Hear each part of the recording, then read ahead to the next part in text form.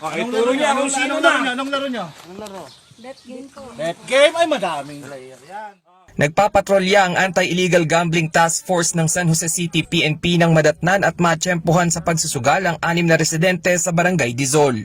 Nang sitahin ng grupo, hindi na makatakbo dahil huling-huli sa akto ang mga sospek sa iligal na pagsusugal na sina Jacqueline Aliac, Susan Ocelevia, Jennifer Alcovendas, Joan De Leon, Juvie Jacub at Rochelle Lazaro. Nadiskubre ng mga otoridad na pawang mga benepisyaryo ng Social Amelioration Program o nakatanggap ng pinansyal na ayuda mula sa gobyerno ang mga nagsusugal. Kumpiskado sa mga sospek ang 730 pisong bet money at isang set ng baraha. Kasong paglabag sa Presidential Decree 1602 o prescribing stiffer penalties on illegal gambling ang isinampa sa mga sospek. Sa mga huling linggo ng Hunyo ay i-release ng gobyerno ang pangalawang tranche ng Amelioration Fund. Pero wala na raw aasahan na makatatanggap pa ng ayuda ang mga nahuli dahil sa paglabag sa Bayanihan Act. Patuloy ang pagpapaalala ng gobyerno ng ayuda na mula sa buwis ng mamamayan ang ginagamit sa pagtulong sa mga mahihirap. Marapat lamang raw na bigyan ito ng pagpapahalaga at gamitin lamang sa pangangailangan ng pamilya. Mananagot din ang mga nahuli sa paglabag sa striktong pagpapatupad ng physical distancing kahit nasa ilalim na ng General Community Quarantine.